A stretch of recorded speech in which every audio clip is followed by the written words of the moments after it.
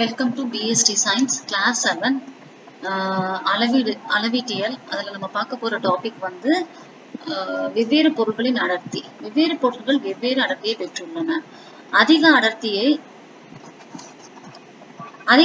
கொண்ட பொருள்கள் அடர்வு மிகு பொருட்கள் எனப்படுகின்றன. குறைந்த அடர்த்தியை கொண்ட பொருட்கள் அடர்வு குறை பொருட்கள் என்று எனப்படுகின்றன. பெருமளவில் பயன்படுத்தப்படும் சில பொருட்களின் அடர்த்தியை பத்தி நம்ம இப்ப பார்க்க போறோம். எதுக்கெல்லாம் அடர்த்தி அதிகம் அப்படின்றத.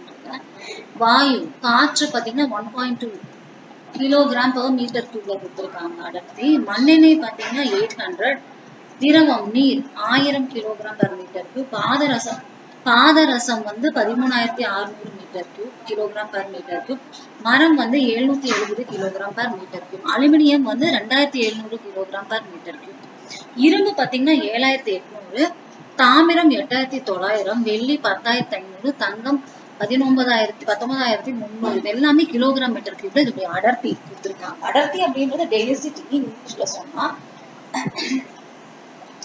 நிறை வகுத்தல் வால்யூம் தான் நமக்கு அடர்த்தி வரும். சரிங்களா? நிறை மற்றும் கன அளவு ஆகியவற்றிற்கான தொடர்பு பின்வரும் அடர்த்தி முக்கோணத்தில் குறிக்கப்பட்டுள்ளது. அடர்த்தி முக்கோணம் இங்க கொடுத்திருக்காங்க பாருங்க. சோ இதுல பாத்தீங்கன்னா மாஸ் டிவைடட் பை வால்யூம். சரிங்களா? அடர்த்தி அப்படின்றது நிறை பை கன அளவு. நிறை வேணும் அப்படின்னா அடர்த்தி இன்டு கன அளவு. கன அளவு வேணும்னா நிறை பை அடர்த்தி. இதுதான் வந்து இந்த ஃபார்முலா. ஓகேங்களா? சரி, இந்த முக்கோணம் வந்து நல்லா பாத்துக்கோங்க. சரிங்களா? டென்சிட்டி வேணும்னா மாஸ் பை வால்யூம், மாஸ் வேணும்னா டென்சிட்டி இன்டு வால்யூம், வால்யூம் வேணும்னா density mass divided by density. ஓகேங்களா? சமையல் எண்ணெய் மற்றும் விளக்கெண்ணெய் போன்றவற்றை பரப்புவதற்கு நீரை விட அடர்த்தி மிகுந்தவை தோன்றினாலும் அவற்றை விட நீர் அதிக அடர்த்தி கொண்டது. பார்க்கிறதுக்கு தண்ணியை விட சமையல் எண்ணெய் மற்றும் விளக்கெண்ணெய் வந்து பார்க்கிறதுக்கு ரொம்ப அடர்த்தியா இருக்கு. ஆனா விளக்கெண்ணெயுடைய அடர்த்தி பாத்தீங்கன்னா 961 கிலோகிராம் per மீட்டர். விளக்கெண்ணெயில் ஒரு துளி நீரை விடும் பொழுது நீர்த்துளி மூழ்குகிறது. ஆனால் நீரில் ஒரு துளி விளக்கெண்ணெயை விடும் பொழுது அது மிதந்த நீரின் மீது ஒரு படலத்தை உருவாக்குகிறது. எனினும் சில எண்ணெய் வகைகள் நீரை விட அதிக அடர்த்தி கொண்டவை. சில எண்ணெய் வகைகள் மட்டும் தண்ணியை விட அதிகமான அடர்த்தி கொண்டவையாம். கணக்கு 280 கிலோகிராம் நிறை கொண்ட ஒரு திட உருளையின் கன அளவு 4 மீட்டர் கியூப். அதன் அடர்த்தியை காண்க. அடர்த்தினாலே மாஸ் பை வால்யூம் தான், நிறை பை கன அளவு தான். இங்க பாத்தீங்கன்னா 280/4 70 கிலோகிராம். அடர்த்தியுடைய அலகு என்ன அப்படின்னா கிலோகிராம் per மீட்டர் கியூப். இரும்பினால் செய்யப்பட்ட ஒரு பெட்டியின் பருமன் 125 சென்டிமீட்டர் கியூப். அந்த நிறையை காண்க. இரும்பின் அடர்த்தி வேணும்னா அடர்த்தி வந்து கொடுத்திருக்காங்க. அடர்த்தி வந்து நமக்கு எவ்வளவு கொடுத்திருக்காங்க அப்படின்னா 7.8 கிலோகிராம் per சென்டிமீட்டர். அடர்த்தி வேணும் அப்படின்னா நிறை பை கன அளவு. நிறை இஸ் ஈக்குவல் டு அடர்த்தி இன்டு கன அளவு. 12.5 இன்டு 7.8, அதாவது 975 கிலோ அப்படின்னு சொல்றாங்க. ஓகேங்களா? இதுதான் வந்து நிறையுடைய அளவு. கணக்கு தாமிரத்தால் செய்யப்பட்ட ஒரு கோலத்தின் நிறை 3000 கிலோகிராம். தாமிரத்தின் அடர்த்தி 8900 கிலோகிராம் per மீட்டர். கோலத்தின் பருமனை காண்க. அப்ப கன அளவு வேணும்னா நிறை பை அடர்த்தி. இப்போ நிறை எவ்வளோ 3000, அடர்த்தி எவ்வளோ 8900, அப்ப 0.34 மீட்டர் கியூப் அப்படின்னு கொடுத்திருக்காங்க. சரிங்களா? அடுத்தது பாத்தீங்கன்னா வானியல் பொருள்களின் தொலைவினை அளத்தல். நாம் அன்றாட வாழ்வில் அளவிடும் நீளங்களை குறிக்க சென்டிமீட்டர், மீட்டர் மற்றும் கிலோமீட்டர் போன்ற அளவுகளை பயன்படுத்துகிறோம். ஆனால் விண்வெளி ஆராய்ச்சியாளர்கள் பூமிக்கும் விண்மீனுக்கும் இடைப்பட்ட தொலைவு அல்லது இரு விண்மீன்களுக்கு இடையில் உள்ள தொலைவு போன்ற மிக நீண்ட தொலைவுகளை விண்வெளி ஆராய்ச்சிக்காக அளவிடுகின்றனர். இத்தகைய தொலைவுகளை அளவிட கீழ்காணும் இரு அலகுகள் பயன்படுத்த. ரொம்ப டிஸ்டன்ஸா இருக்கக்கூடிய இந்த தொலைவு அளக்கறதுக்கு பாத்தீங்கன்னா 2 அலகு பயன்படுத்துறாங்க. ஒண்ணு வந்து வானியல் அலகு, இன்னொன்னு வந்து ஒளி ஆண்டு. வானியல் அலகு அப்படின்றது பூமியானது சூரியனின் நீள்வட்ட பாதையில் சுற்றுகிறது என்பது நாம் அறிந்தது. எனவே பூமிக்கும் சூரியனுக்கும் இடையே உள்ள தொலைவு ஒவ்வொரு நாளும் மாறிக்கொண்டே இருக்கும். பூமி அதன் அண்மை நிலையில்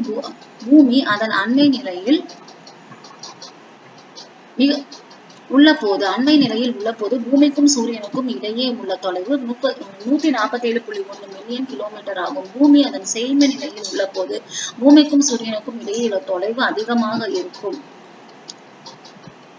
அவற்றுக்கிடையான தொலைவு சுமார் 152.1 மில்லியன் கிலோமீட்டர் ஆகும். எனவே பூமிக்கும் சூரியனுக்கும் இடையே உள்ள சராசரி தொலைவு ரெண்டுக்குமே அண்மை நிலை செய்மை நிலை அப்படின்னு ரெண்டு நிலை இருக்கு.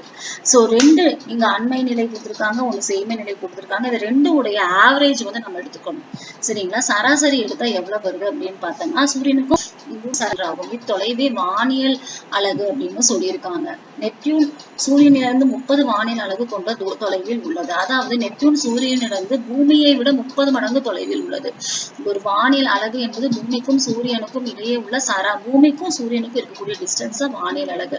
அதாவது 149.6 மில்லியன் கிலோமீட்டர், இல்லாட்டி 1.496 into 10^11 மீட்டர் அப்படின்னு எடுத்துக்கலாம். ஒளி ஆண்டு நம்ம சூரிய குடும்பத்திற்கு மிக அழகில் அமைந்துள்ள விண்மீன் பிராக்சிமா சென்சுரி அப்படின்னு சொல்லுவோம். இதன் தொலைவு பாத்தீங்கன்னா 2,68,770 வானியல் அலகாகும். இதிலிருந்து விண்மீன்கள் தொலைவே வானியல் அலகால் குறிக்கப்பட்டால் அதை கையாள்வது கடினம் என்பது தெரிகிறது. என விண்வெளி ஆய்வாளர்கள் மிக நீண்ட தொலைவுகளை அளவிட ரொம்ப நீளமான தொலைவுகளை பார்த்தீங்கன்னா அளவிடுவதற்கு ஒளி ஆண்டு அப்படின்னு ஒண்ணு பயன்படுத்துகின்றனர். வெற்றிடத்தில் ஒளியின் வேகம் வந்து 3 into 8 10^8 மீட்டர்/செகண்ட் எனக்கு தெரியும். சோ இங்க பாத்தீங்கன்னா அதாவது ஒளி வந்து ஒரு வினாடியில் 3 into 8 மீட்டர் தொலைவில் கடக்கிறது. 10^8 மீட்டர் தொலைவை கடக்கிறது. ஒரு ஆண்டில் லீஃப் ஆண்டை தவிர 365 நாட்கள் உள்ளன. ஒரு நாளில் 24 மணி நேரமும், ஒரு மணி நேரத்துக்கு 60 நிமிடமும், ஒரு நிமிடத்துக்கு 60 நொடியும் அடைந்துள்ளன. எனவே ஓர் ஆண்டில் உள்ள மொத்த வினாடிகளின் எண்ணிக்கை எவ்வளவு அப்படின்னு பாத்தீங்கன்னா 3.153 into 10^7 வினாடிகள். ஒளியானது ஒரு வினாடியில் 3 into 10^8 மீட்டர் தொலைவை கடக்கும் எனில் ஓர் ஆண்டில் ஒளி கடக்கும் தொலைவு, ஒரு ஆண்டுல ஒளி எவ்வளவு தொலைவு, ஒரு வினாடியில கடக்கிறது 3 into 10^8 மீட்டர்/செகண்ட் அப்படின்னு சொல்றோம். ஆனா ஒரு ஆண்டுல கடக்கிற தொலைவு அப்படின்னு பாத்தீங்கன்னா 3 into 10^8 to 3.153 into 10^7 வினாடி. அதையால பெருக்கணும் நமக்கு என்ன வரும் அப்படின்னு பாத்தீங்கன்னா 9.46 into 10^15 மீட்டர். எனவே இத்தொலைவே ஒரு ஒளி ஆண்டு எனப்படுகிறது. ஒளி ஆண்டு என்பது ஒளியானது வெற்றிடத்தில் ஒரு ஆண்டில் கடக்கும் தொலைவு என வரையறுக்கப்படுகிறது. ஒளி ஆண்டு அப்படின்றது ஒளியானது ஒரு ஆண்டில் வெற்றிடத்தில் கடக்கும் தொலைவு. ஒரு ஒளி ஆண்டு அப்படின்னா 9.46 into 10^15 மீட்டர்.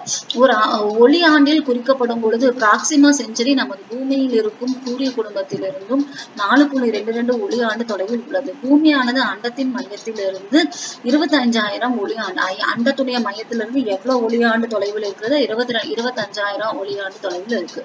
ஓகேங்களா? இதோட இந்த லெசன் நமக்கு முடியுது.